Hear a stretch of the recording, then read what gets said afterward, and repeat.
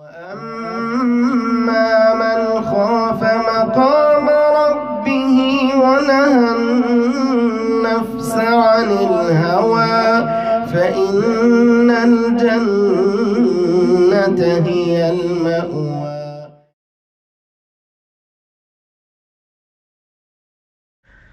حدیث نمبر 2، ریاکاری کا انجام۔ عن جندب رضی اللہ عنہ قال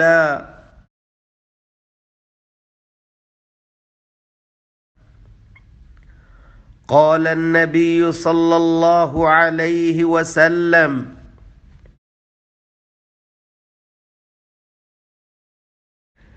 من سمع سمع الله به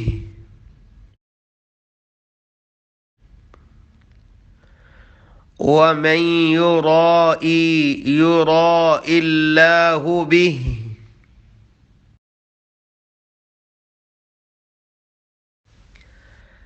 عن جندب رضي الله عنه قال قال النبي صلى الله عليه وسلم من سمع سمع الله به ومن يرائي يرائي الله به۔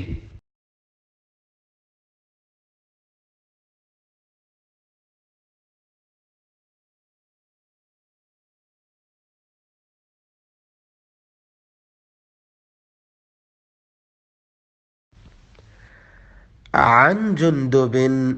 سیدنا جندب رضی اللہ عنہ سے روایت ہے، قال، فرماتے ہیں، قال النبی صلی اللہ علیہ وسلم،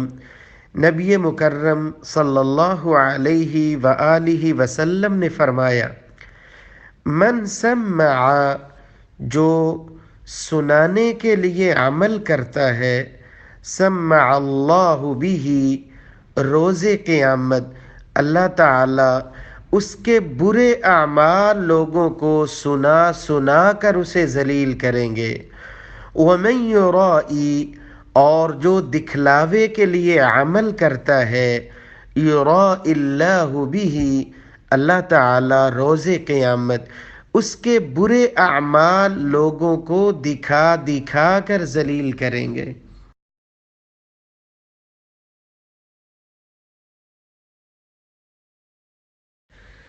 سیدنا جندب رضی اللہ عنہ روایت کرتے ہیں، قال النبی صلی اللہ علیہ وسلم، نبی مکرم صلی اللہ علیہ وآلہ وسلم نے فرمایا، من سمع سمع اللہ بہ، جو لوگوں کو سنانے کے لیے عمل کرتا ہے، سمع اللہ بہ، اللہ تعالی اس کے برے اعمال لوگوں کو دکھا دکھا کر قیامت کے دن ذلیل کریں گے۔ وَمَن يُرَائِي يُرَائِي اللَّهُ بِهِ، جو دکھاوے کے لیے عمل کرتا ہے، اصل دکھانا تو اللہ کی ذات کو تھا، لیکن یہ لوگوں کو دکھانے کے لیے عمل کرتا ہے،